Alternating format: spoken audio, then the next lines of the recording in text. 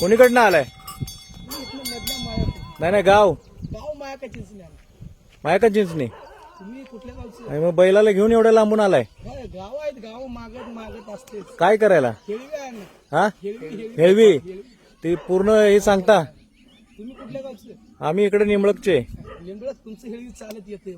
चालत येते अजून तुमची बैलाशिवाय घरात येत नाहीत बाबा. नाही नाही, म्हणजे आता ही कितवी पिढी आहे तुमची?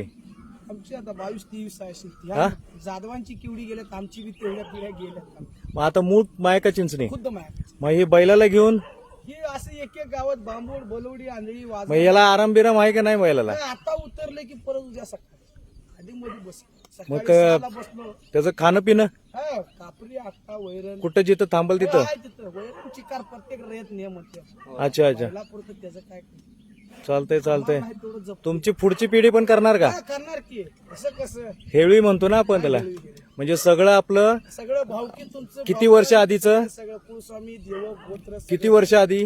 हे 1152च्या पुढचं 1152 पासून, तेव्हापासूनचा इतिहास सगळा आपलं. स्थायिक 1680 आहे वाजर 1680. स्थायिक. अरे बापरे. आणि मग 1100 पर्यंत कुठली गाव आहेत का आपली? आहेत की तुमच्या आता नागपूर नागदेऊळ ह्यांची, बिजापूर तुरवीला ह्यांची आहेत. हा, ह्यांची आता वाजर जाधव भावकी जितकी आता आसदला म्हणा, अडसूनला म्हणा, अडकाला. 1100 पासूनच. हो, हो. आता आमची जी- अहो, झालं किती 1000 वर्षाच्या इसवी सन पूर्व. 27 पिढीचं रेकॉर्ड आहे. मग 27 पिढीचं. चालू आता 1680 पासून जी ती 12वी का 13वी पिढी आहे. बापरे बापरे. बंधून बघा, म्हणजे 1100 पासूनचा रेकॉर्ड. या एळवी म्हणजे एक पारंपरिक आपली एक पद्धत असते. सगळी आपली पिढी 10-12 वर्ष, किती 27 पिढं, 27 पिढीची रेकॉर्ड यांच्याकडे आहे.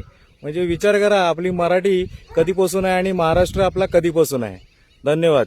जय महाराष्ट्र.